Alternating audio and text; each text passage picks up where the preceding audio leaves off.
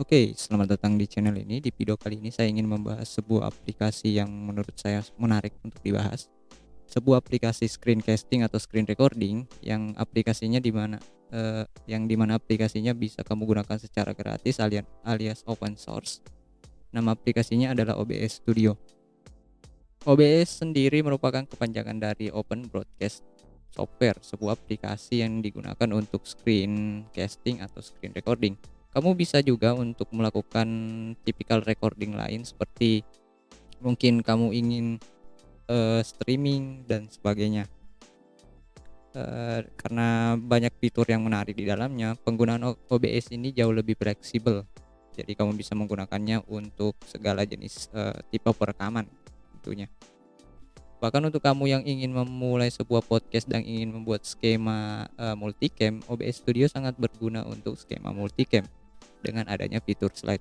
Jadi untuk kamu yang tertarik dengan OBS Studio, di sini saya akan membahas tentang bagaimana cara mengatur OBS Studio agar kamu bisa menggunakannya untuk recording.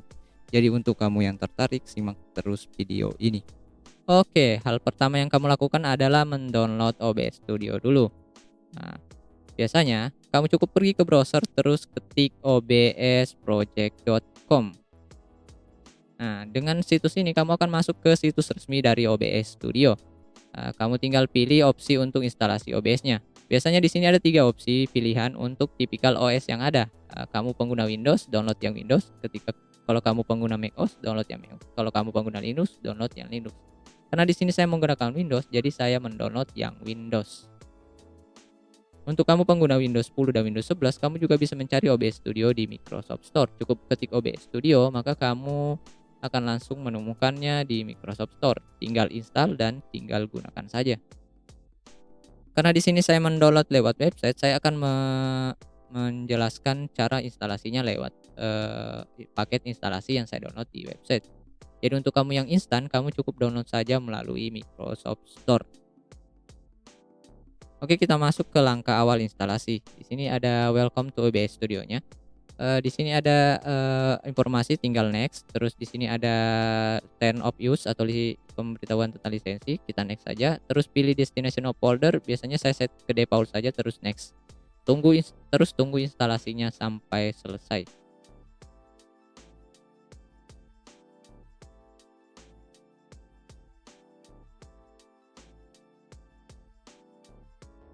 Setelah instalasinya selesai, klik finish, maka secara otomatis dia akan men-launch OBS Studio-nya.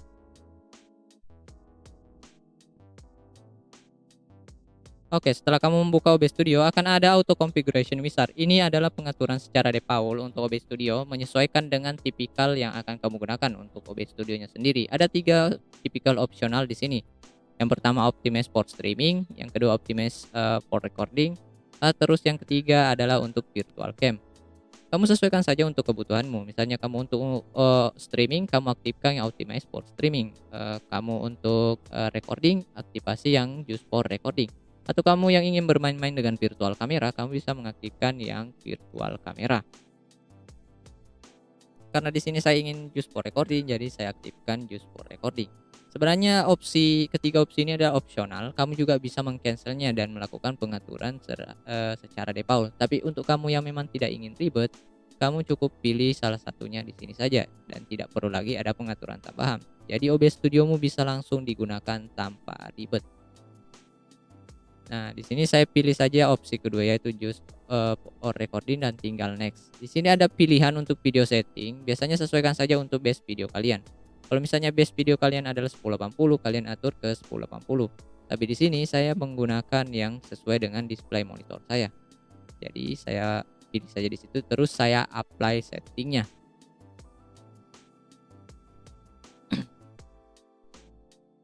Dan ini dia tampilan untuk OBS Studio. Tampilannya simpel dan tidak begitu ribet untuk dilihat. Jadi untuk kamu user awal atau pengguna awal dari OBS Studio dan bingung dengan fitur-fitur yang ada, tampilan OBS Studio ini jauh lebih user friendly. Jadi kamu bisa mengetahui fungsi-fungsi dari tampilannya hanya dengan melihatnya saja. Kamu bisa melakukan customizing terhadap user interface yang ada. Misalnya kamu ingin memindahkan sebuah dock-nya. Nah, nama-nama fitur tools-tools di sini atau UI di sini adalah dock. Jadi kamu cukup menggeser docknya. Misalnya di sini saya ingin memindahkan kontrolnya ke sebelah kiri, maka saya tempatkan kontrolnya di sebelah kiri. Terus saya geser yang lainnya juga untuk menyesuaikan. Kalau kayak kamu yang tidak begitu memusingkan tentang masalah user interface dan hanya langsung ingin recording, pengaturan ini mungkin bisa kamu skip. Tapi di sini saya akan mengatur supaya saya jauh lebih mudah untuk menggunakan OBS-nya. Nah, di sini saya biasanya mengatur untuk segala jenis kontrol berada di sebelah kiri. Terus untuk resource saya tempatkan di sebelah kanan.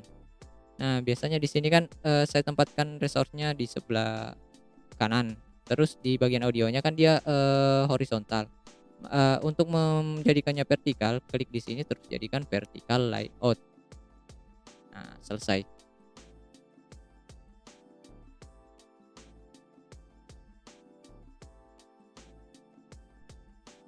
Oke, kita masuk ke bagian setting.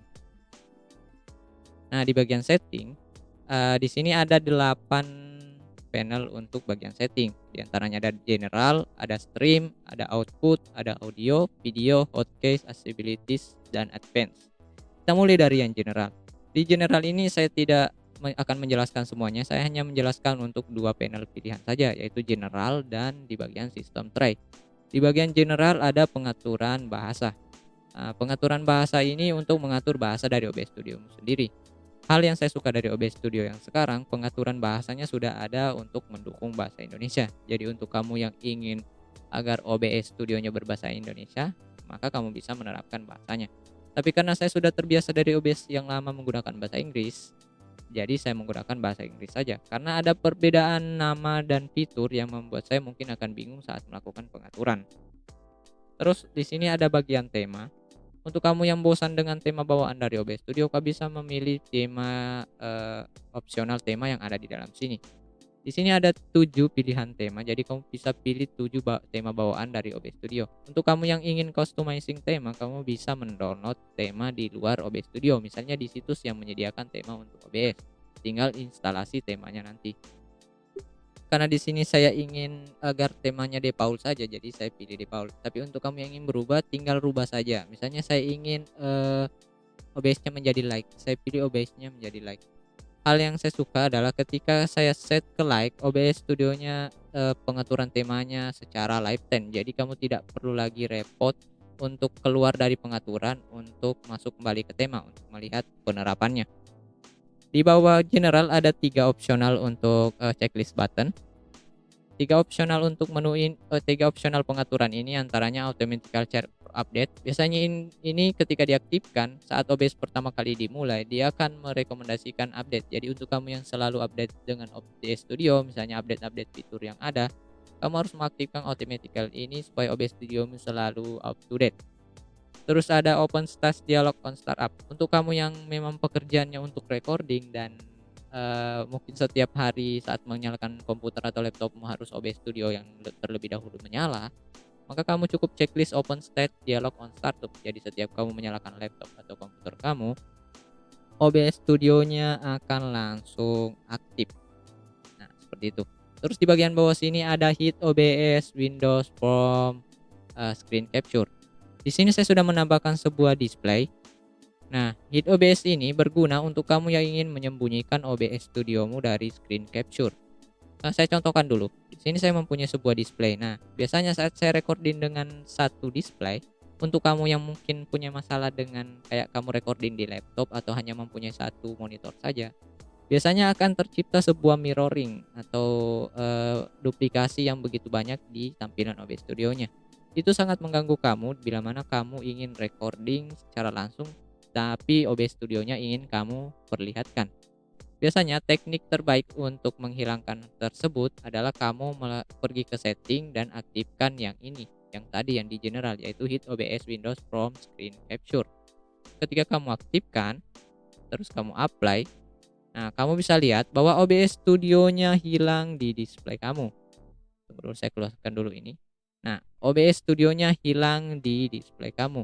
Jadi saat kamu recording, OBS Studionya tidak akan muncul. Ini sangat berguna untuk kamu yang recording dengan OBS Studio tapi tidak ingin memasukkannya ke dalam video.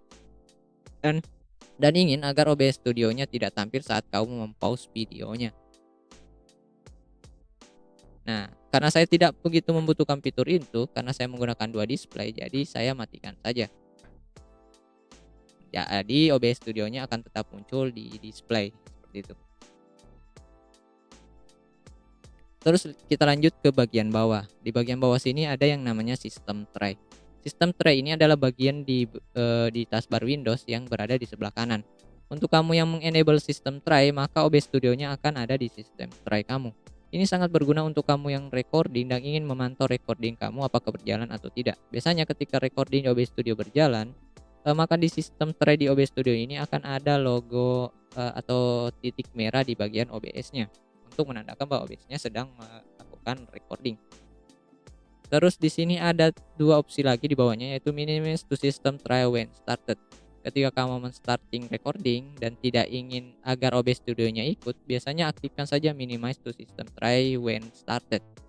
Saat kamu men-start untuk recording, saat dia pertama kali klik start recording, OBS Studio-nya otomatis akan meminimize ke system tray, jadi tidak akan kelihatan di video.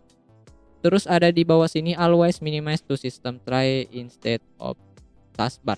Kalau kamu aktifasi ini, hal yang menariknya adalah kan di sini di bagian taskbar OBS Studio-nya ada di bagian taskbar. Tapi ketika kamu minimize, OBS Studio-nya hilang di bagian taskbar. Nah, itu adalah fungsi dari yang tadi. Fungsi dari system tray yang di always minimize to system tray. Ini sangat berguna untuk kamu yang ingin menyembunyikan OBS Studio dari proses recordingmu dan tidak ingin menampilkannya di taskbar seperti itu. Terus kita masuk ke pengaturan stream. Ini sesuaikan saja dengan pengaturanmu. Saya tidak menjelaskan begitu banyak di sini karena ini biasanya diatur saja untuk sesuaian stream saja. Terus kita masuk ke bagian output.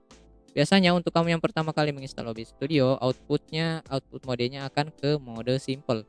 Biasanya untuk saya melakukannya ke pengaturan advance agar saat saya melakukan recording pengaturan-pengaturan yang saya perlukan bisa saya atur secara optimal. Jadi kayak saya ingin bitrate-nya tinggi, saya ingin agar kayak bitrate-nya konstan seperti itu. Terus di sini kan ada banyak opsi pilihan. Di sini kita masuk ke recording. Nah, untuk bagian recording di sini ada dua tipikal untuk type-nya. Ada standar, ada custom. Untuk kamu yang advance, kamu bisa menggunakan custom output yang FFmpeg. Tapi di sini saya hanya akan menggunakan yang standar untuk menyesuaikan dengan pengaturan kalian. Nah, di sini standar.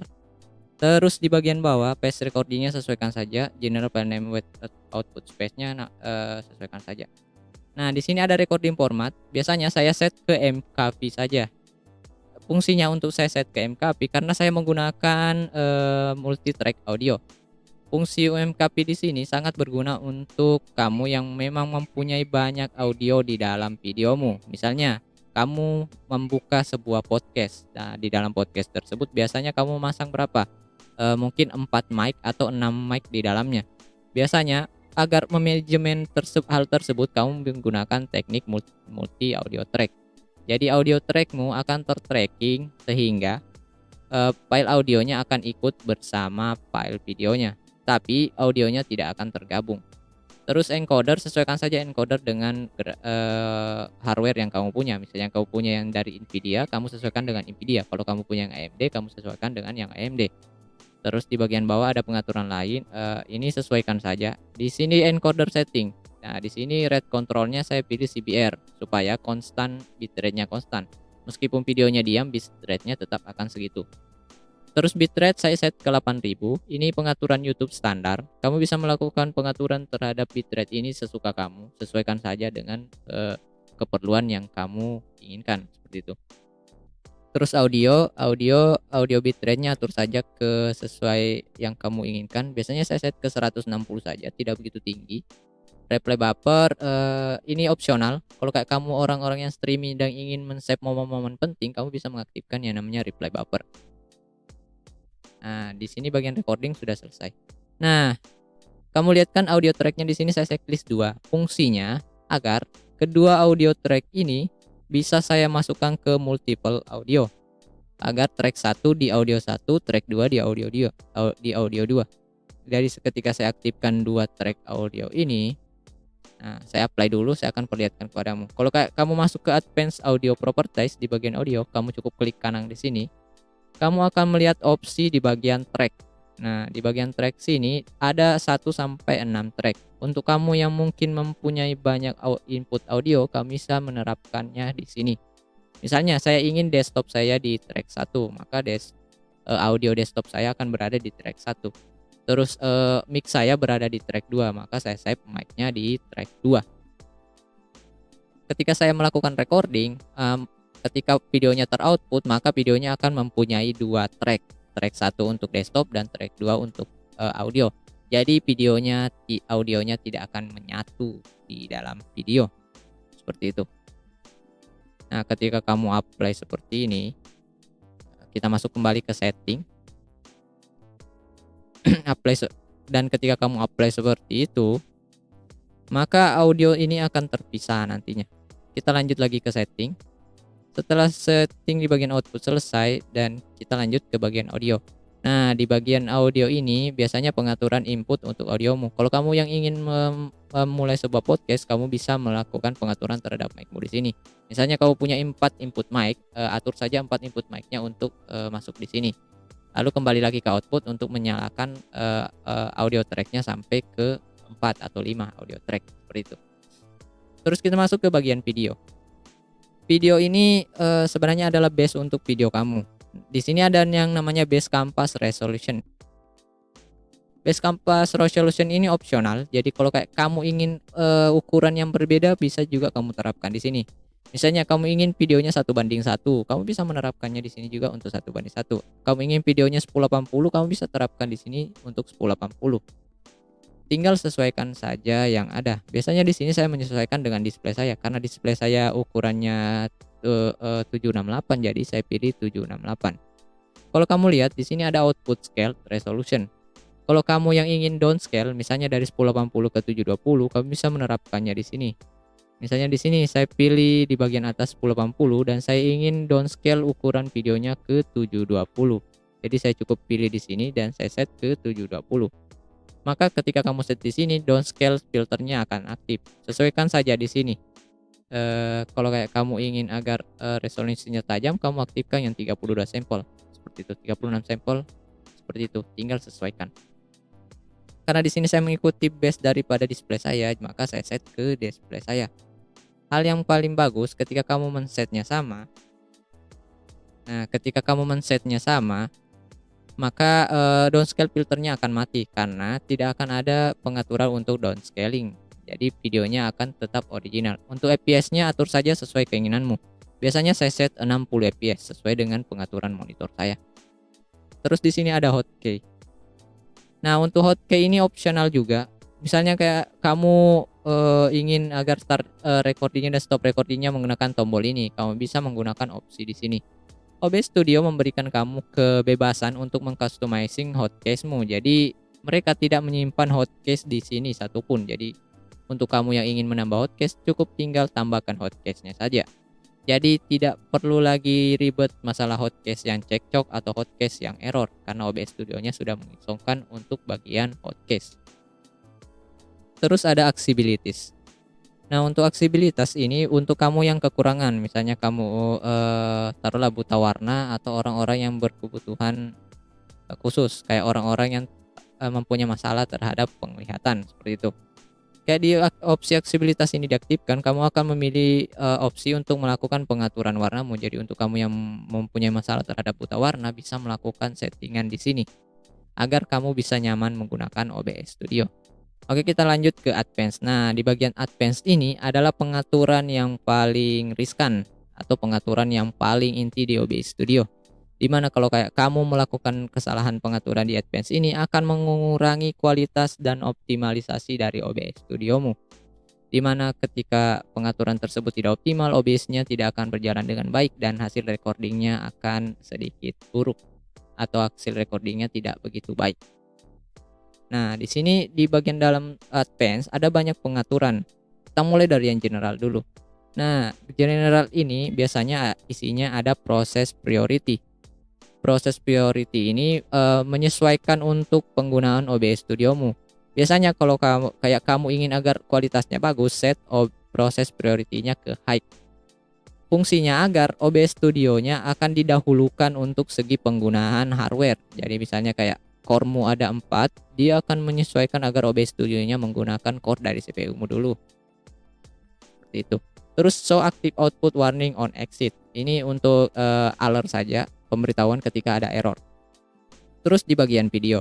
Di bagian video ini juga riskan untuk pengaturannya. Biasanya saya hanya men-set default di sini. Karena kalau kayak kamu ingin bereksperimen, sebenarnya kamu bisa melakukan eksperimen terhadap panel di video ini. Misalnya kamu ingin merubah color formatnya, bisa kamu rubah di sini. Ada banyak opsional untuk typical format di OBS ini. Jadi kalau kayak kamu mempunyai range warna atau warna kesukaan untuk tipikal penggunaan warna, kamu bisa pilih di sini. Biasanya opsi color formatnya itu banyak. Terus di bagian color space. Nah, di color space di sini juga ada banyak opsi pilihan, tinggal sesuaikan. Biasanya saya menggunakan yang default saja. Tidak begitu banyak yang saya rubah di bagian video. Terus yang paling inti dari pengaturan ini adalah yang di recording. Mengapa saya bilang yang paling inti di recording? Karena di sini adalah menyangkut file name formatting. Nah, di bagian file name formatting ini ada opsi-opsi khusus yang bisa kamu gunakan untuk menerapkan file name formatting. Biasanya OBS Studio secara default tipikal penamaannya seperti ini. Kalau kayak kamu lihat ada daftar-daftar untuk tipikal penamaan di sini. Jadi kamu bisa menyesuaikan untuk tipikal penamaannya. Misalnya kamu ingin tahunnya dulu, ingin tanggalnya, atau ingin penamaan sesuai customizing kamu.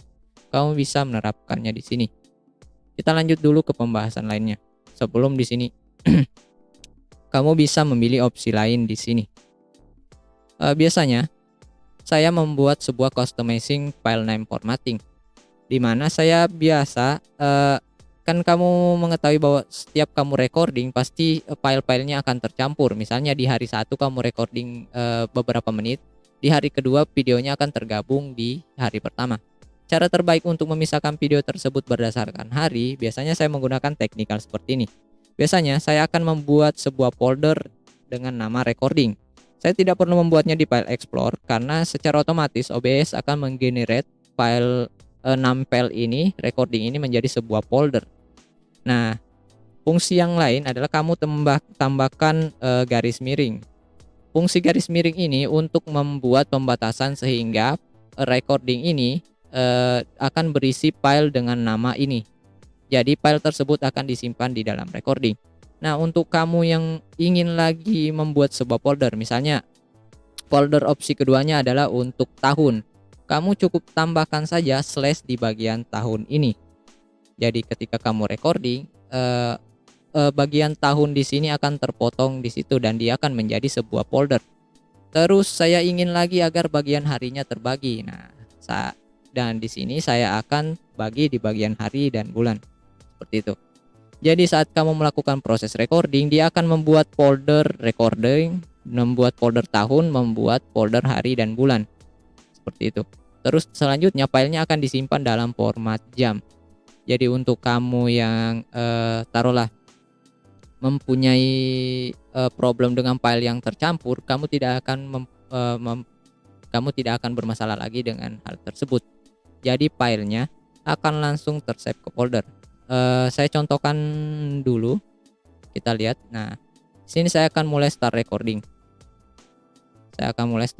Terus saya stop recording untuk melihat hasilnya. Saat kamu buka file tempat penyimpanan recording kamu, dia akan membuat sebuah folder yang namanya recording. Saat kamu buka recording, akan ada tahun dalam folder tersebut sesuai dengan pengaturanmu. Kan tadi kamu melakukan pengaturan tahunnya kamu bagi di situ, maka dia akan membuat tahun di situ, misalnya tahun 2022. Saat kamu klik 2022, kamu akan masuk ke folder tanggal, misalnya tanggal 12 bulan 11. Saat kamu masuk, baru kamu masuk ke dalam filenya, misalnya file videonya kamu rekam tanggal 13 bulan 10 2011. Fitur tersebut sangat berguna bagi kamu yang ingin agar filemu terorganisir dengan baik. Jadi filemu tidak akan berhambur atau tidak akan tercampur begitu saja. Jadi kamu tidak mempunyai masalah lagi terhadap recording. Seperti itu. Terus selanjutnya adalah untuk kamu yang mempunyai masalah terhadap format MKV. Biasanya orang yang taruhlah mengoutput file dengan format MKV akan sulit untuk didukung oleh aplikasi editing seperti Adobe Premiere Pro atau After Effects. Eh, Cara terbaik yang paling umum digunakan adalah melakukan konversi video. Untuk melakukan konversi video, kamu akan membutuhkan waktu lama lagi untuk melakukan hal tersebut. Hal terbaik di OBS Studio yang disediakan adalah kamu melakukan yang namanya remux. Tipikal remux ini hampir sama seperti konversi, cuma dia hanya merubah tipikal dari recording formatnya saja, dan dia akan membuat file baru sesuai dengan tipikal format yang diset di remuxnya. Biasanya di bagian recording ini kamu cukup checklist saja automatically remux to MP4. Jadi saat kamu recording, misalnya file save-mu adalah MKV, dia akan membuat file baru lagi yang namanya MP4 seperti itu. Kita play dulu dan kita akan lihat fungsinya. Nah, kita mulai start recording. Kita recording seperti biasa saja, terus kita stop recording. Nah, akan ada panel remux yang naik. Nah, setelah panel remuxnya terclose di 100%, kamu coba cek folder recording yang kamu tadi bikin. Nah, saat kamu buka, dia akan ada 2 file yang telah kamu record tadi. Yang pertama adalah file original dari MKV-nya, terus ada file hasil remuxnya yang berbentuk MP4. Jadi untuk kamu yang outputnya ke MP4 dan membutuhkan MP4, kamu tidak perlu lagi mengkonversinya menggunakan aplikasi lain. Jadi OBS Studio-nya jauh lebih fleksibel untuk kamu gunakan. Nah, dan kamu tidak perlu ribet lagi masalah konversi. Jadi sangat universal untuk tipikal format tersebut. Sebenarnya masih banyak lagi fungsi atau fitur yang bisa digunakan di OBS Studio. Cuma untuk menjelaskannya mungkin membutuhkan waktu yang sangat panjang dan waktu yang cukup lama. Jadi untuk kamu yang mungkin ingin bertanya tentang sebuah fitur, kamu cukup tinggalkan di kolom komentar. Ketika mungkin saya punya waktu untuk membahasnya, saya akan membahas fitur tersebut. Mungkin sekian dulu dari video ini. Terima kasih untuk kamu yang sudah menonton dan sampai ketemu di video selanjutnya.